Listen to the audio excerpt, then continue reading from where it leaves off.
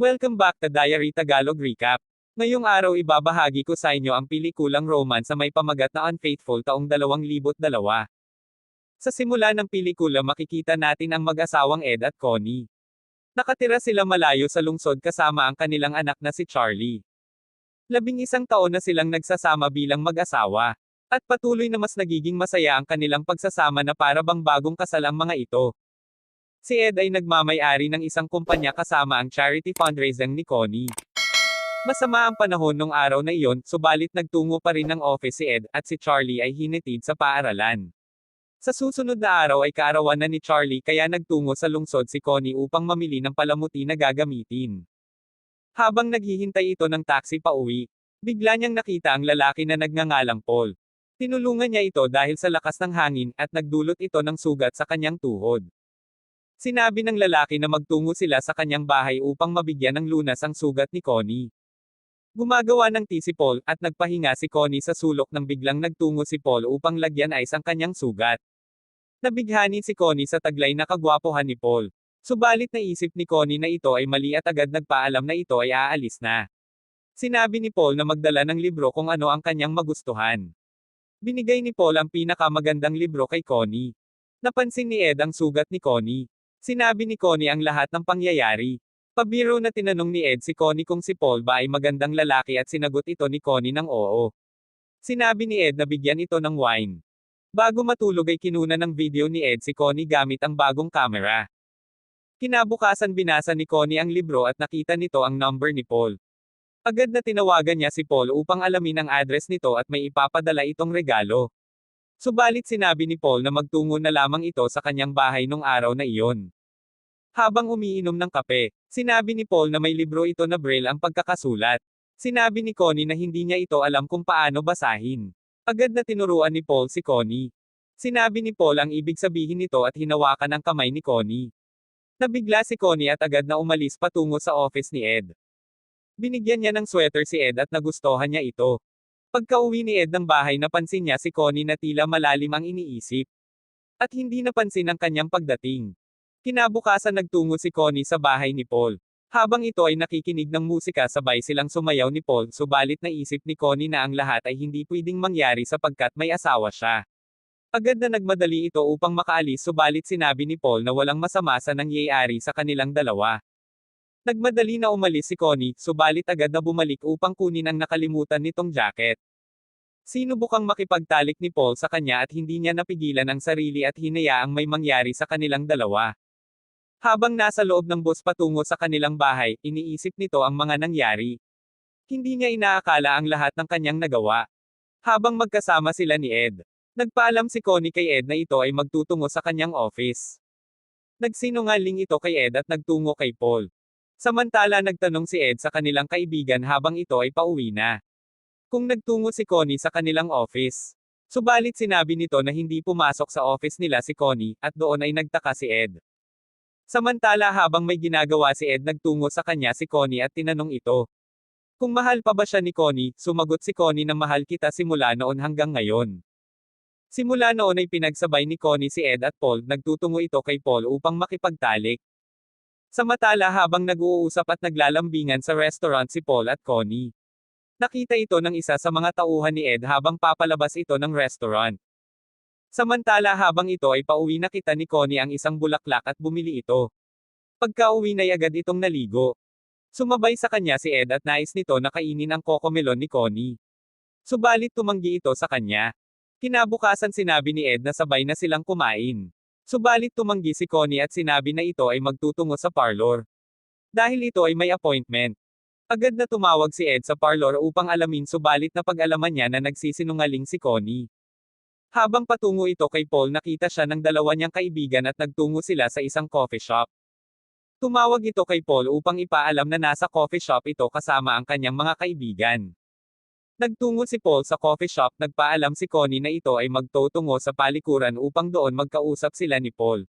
At doon kinain ni Paul ang kanyang cocomelon. Bumalik si Connie na parang walang nangyari. Sinabi ng isa na nakita niya si Paul at sinabi nito na gusto niya maging nubyo si Paul. Subalit sinabi ng isa sa kanyang mga kaibigan na ito ay masaya lang sa una at mahirap sa dulo. Lalo na kung ito ay may asawa na. Napaisip si Connie sa kanyang narinig. Hindi niya kakayanin na mawala si Ed at kanyang anak dahil lang kay Paul. Agad na nagtungo si Connie sa bahay ni Paul upang sabihin ang kanyang sitwasyon. Sinabi nito kay Paul na itigil na nila ang lahat. Subalit hindi pumayag si Paul at hinubad nito ang kanyang damit at kinain nito ang cocomelon ni Connie. Samantala tinanggal ni Ed ang kanyang tauhan sapagkat nakikipag-ugnayan ito sa ibang company. Sinabi nito sa tauhan na gusto niya ng mapagkakatiwalaan sa kanyang company. Subalit sinabi ng kanyang tauhan na bantayan ni Ed ang kanyang asawa. Nagtaka si Ed sa sinabi ng kanyang tauhan bago ito tuluyang umalis. At agad na humanap ng detective si Ed upang bantayan si Connie, habang si Ed ay patungo sa Chicago. Nagsama si Paul at Connie buong araw at kinunan ito ng mga litrato ng detective. Nang biglang maisip ni Connie na kailangan pa nitong sunduin ang anak. Mabilis na nagtungo si Connie sa school ng kanyang anak. Pagkarating nito ay nakita niyang nakaupo sa labas ang kanyang anak kasama ang guro nito. Masyado itong naging busy kasama si Paul at nakalimutan ang anak. Nagigilty si Connie sa lahat ng kanyang ginagawa. Samantala nakipagkita si Ed sa kanyang detective upang malaman ang katotohanan. Binigay ng detective ang mga litrato at address ni Paul. Sinabi niya na araw-araw nagkikita ang dalawa sa bahay ni Paul at tumatagal ng 3 oras. Samantala naisip ni Connie na magtungo sa bahay ni Paul. Habang nagmamaniho ito patungo sa bahay ni Paul, bigla niya makita si Paul sa daan na may kasamang ibang babae. Sinundan niya ito sa bahay ni Paul, at doon tinanong niya si Paul kung sino ang babae na iyon. Sinabi ni Paul kay Connie na ito ay kanyang kaibigan. Nagalit si Connie at hindi naniwala. Isang araw nagtungo si Ed sa bahay ni Paul, nagpakilala ito na ito ay asawa ni Connie sa loob ng 11 taon. Tinanong ni Ed si Paul kung paano sila nagkakilala ni Connie. At doon sinabi ni Paul kay Ed na nagkakilala sila ng biglaan dahil tinulungan ito ni Connie nung araw na malakas ang hangin. Habang naghihintay si Connie na masasakyan pa uwi ng bahay. Tinanong ni Ed si Paul kung gaano kadalas silang magkita ni Connie. Sapagkat nagpupunta lamang si Connie sa lungsod para sunduin ang kanilang anak. Sinabi ni Paul na si Connie ang madalas na tumatawag upang makipagkita sa kanya. Tinanong ni Ed kung gaano at saan sila madalas magkita. Sinagot ito ni Paul, madalas sa labas o di kaya dito sa bahay, sagot ni Paul kay Ed. Nakita ni Ed ang magulo na kama at naisip nito na dito kinakain ang cocomelon ni Connie. Tinanong niya si Paul kung sigurado ba siyang mahal siya ni Connie. Sinabi ni Paul na alam niyang mahal na mahal siya ni Connie. Dahil doon nagalit si Ed at pinalo nito si Paul sa ulo at ito ay naging sanhi ng pagkamatay ni Paul. Dahil sa sobrang galit nito sa kanyang mga natuklasan sa relasyon ni Paul at Connie. Agad na nilinis ni Ed ang lahat ng dugo at ebidensya na magtuturo sa kanya upang mapag-alaman na siya ang pumatay. Binalot niya ang katawan ni Paul at nilagay sa kanyang sasakyan. Samantala mabilis na nagtungo si Paul sa paaralan at nagbihis upang panoorin ang patimpalak na gaganapin ng ganyang anak. Samantala habang pauwi sila ng kanyang anak, bigla niyang nababga ang isang sasakyan. Mabilis niya itong inisikaso upang hindi mapag-alaman ang bangkay ni Paul. Pagka-uwi ay agad itong nagtungo sa bakantang lote upang doon itapon ang nakabalot na katawan ni Paul. Pagka-uwi ng bahay tinanong niya si Connie kung paano sila nagkakilala ni Paul. Pinaliwanag ni Connie kay Ed. Pinakinggan ni Ed si Connie kahit alam niyang nagsisinungaling ito. Sa sumunod na mga araw nagtungo ang mga pulis sa tahanan nila Connie at Ed.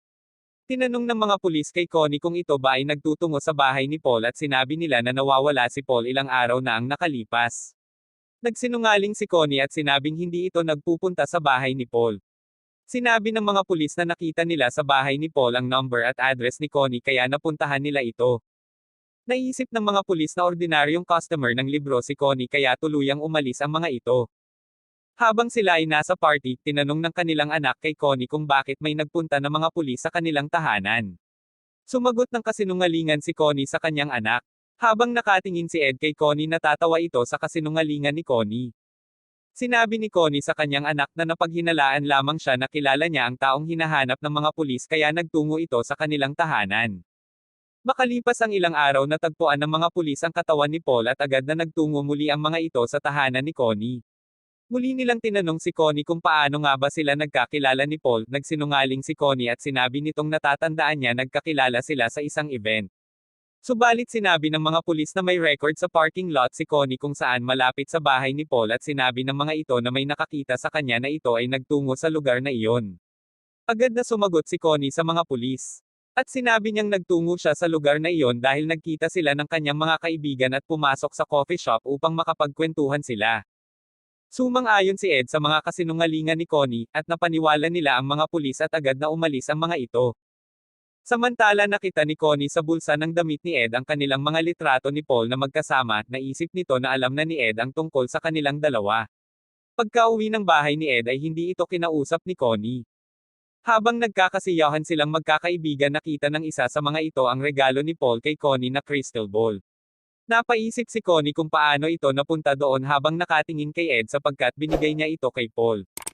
Pagkaalis ng kanilang mga bisita tinanong ni Connie si Ed kung ito ba ang pumatay kay Paul. Sinabi ni Ed na hindi niya gustong patayin si Paul na dala lang ito sa galit at kanyang nararamdaman nung malaman niya ang relasyon ng dalawa.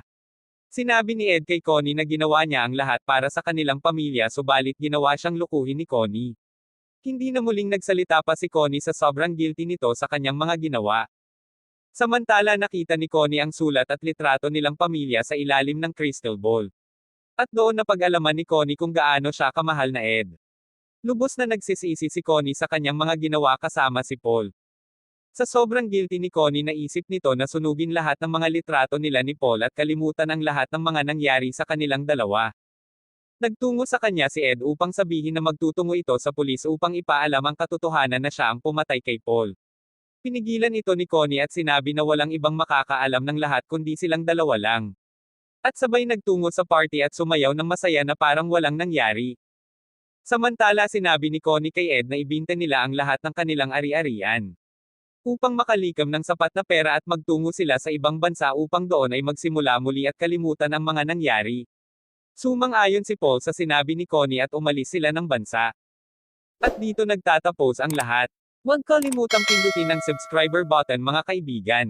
Maraming salamat!